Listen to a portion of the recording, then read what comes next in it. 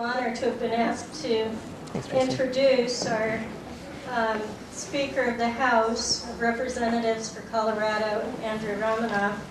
I first met Andrew when I was working on educational issues, and what has most impressed me about our House Speaker is that he, although he represents a district in Denver, he's always reached out to all of the other districts to try to understand what the specific needs and concerns are and how he can best understand them so he can represent intelligently and thoughtfully. And I really appreciate every effort that he's made along those lines for the entire state. He was elected in 2000, re-elected from then on. These poor folks who are House representatives have to run every 2 years. Rub it in. I have a great deal of respect for them.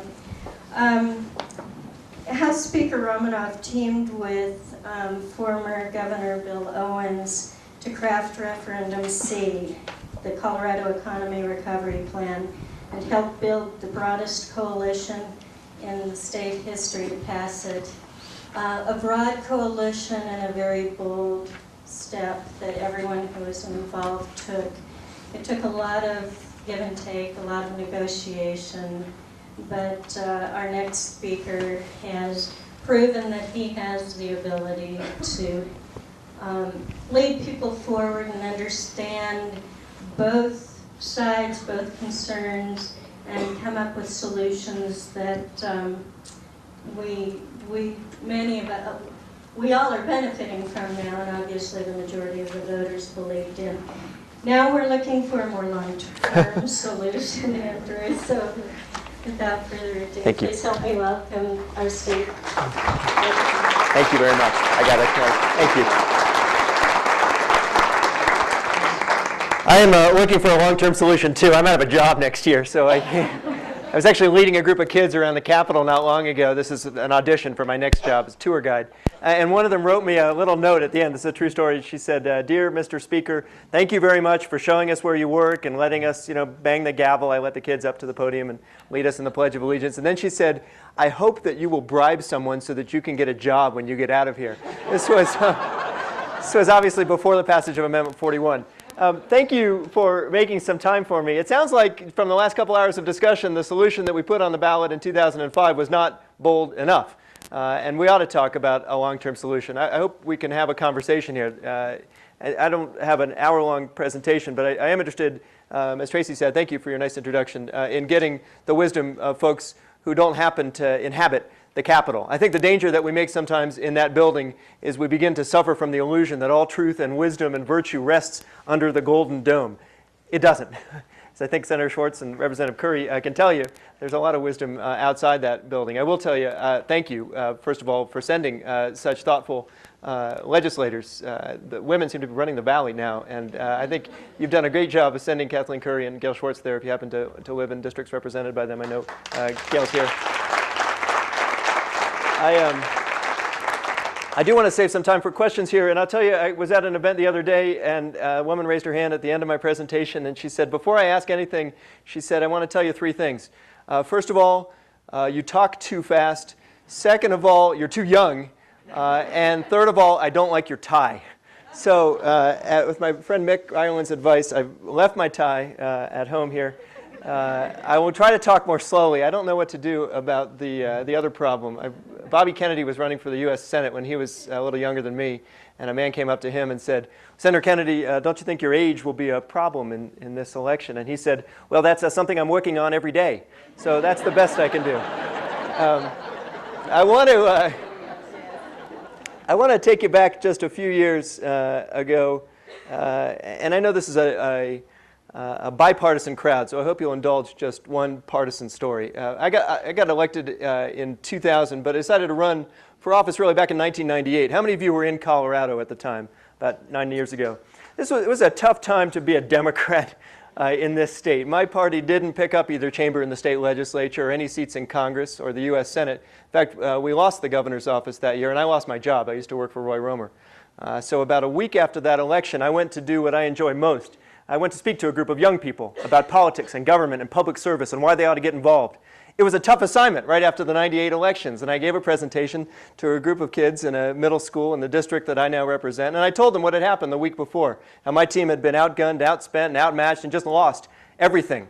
And I guess it was a little depressing, because at the end of it, one young man sitting about where Don is now, and just as precocious, he had a little more hair, he raised his hand, and he said, "Well, Mr. Romanoff, why don't you just move somewhere where people agree with you?" So, little Timmy Owens, I think his name was, and so I had him suspended. But the point is, I think this conversation today reflects this is a state where people agree with one another. They just don't always know it. I mean, people want, I think, to preserve the quality of life that makes Colorado a special place to live. They want a better school system. They want a higher education system that helps train a workforce that brings good jobs to this state. They want to reduce the cost of health care so more families don't have to use the emergency room as their primary source of treatment. They want that. They just haven't always reflected that in their votes. And to be candid, I don't think the legislature has always reflected that in its priorities. Part of the problem is our hands are tied by a series of constitutional amendments, the subject that I wanted to talk to you about today, that have left us on a path towards collision. And I'll tell you, this is the first time I've done a PowerPoint presentation on this subject, so I hope you'll bear with me. The conversation I want to have today is about how we avoid a train wreck. And I'll tell you that it is, in many ways, I think, a wreck of our own making. If you imagine for a moment another state in the Union, actually 49 other states, here are the way things work. Those states pick a tax rate. They try to pick a low one because they don't want to burden their businesses or their households any more than they have to. And then they use the revenue that comes from taxes to supply a set of services, things like schools and roads and healthcare, things that people want.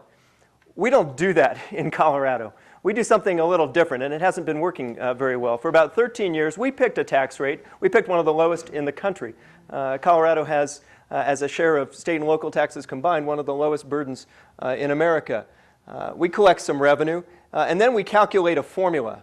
We figure out how much we took in last year. We add a little bit for inflation and population growth, and then we refund the difference. And we do something even more misleading. We call the difference a surplus. A surplus is actually what you get when you've met all your needs. Our surplus is the product of this constitutional formula, and this is what the formula looks like. It looks like a line. This was the product of a decision we made in 1992, the Taxpayer Bill of Rights. And the formula worked pretty well when the economy was growing, as it did throughout most of the 90s, because the revenue limit grew with it. Not as fast as the economy, because it was capped at inflation and population, not economic growth, but it was growing pretty well until 2001. And then a recession hit, and 9/11 hit, and terrorism attacks took a real toll on our tourism economy, and a drought and forest fires hit, and our reliance on some telecom and high-tech industries cost us to lose a lot of jobs and a lot of revenue. In fact, about 140,000 jobs were lost in this state between 2001 and 2003. And $1 billion in state revenue. It was, by our economists' reckoning, the worst fiscal crisis since the Great Depression. Tabor, on the other hand, didn't much care. It just sent the revenue limit down. Ironically, as you know from working in local services, how many folks, I should have asked at the beginning, how many folks are in the public sector? How many folks in the private sector? How many folks in the nonprofit sector?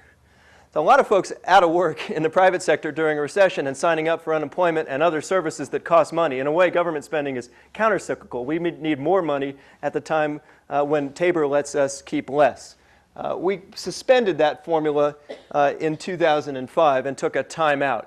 That was one of the points of Referendum C. So for these 5 years, between 2005 and 2010, there is effectively, at a state level, no Tabor limit. The voters gave the state permission to use all of the money that comes in from existing revenues. We didn't raise the tax rate in 2005, but we did get permission to do what 49 other states in America can do, use the money that comes from taxes to supply the services that people want. Referendum C was not the most radical proposal in the world.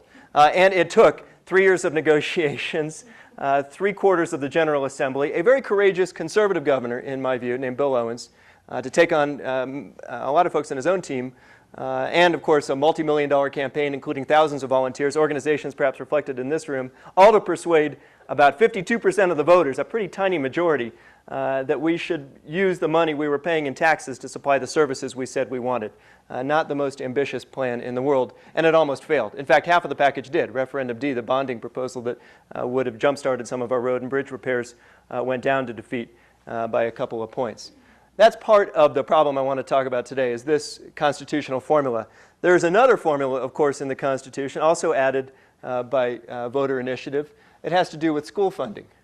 School funding has been falling in real dollars per capita during most of the 1990s. In other words, if you adjust for the fact that more kids are being born and moving here, that the student population is growing, and that inflation's rising, you'll find school funding actually falling. We weren't keeping up during most of the 1990s with the costs of schools. And if you work in a school or send a kid to school or have been to school in Colorado during this period, you know what I'm talking about.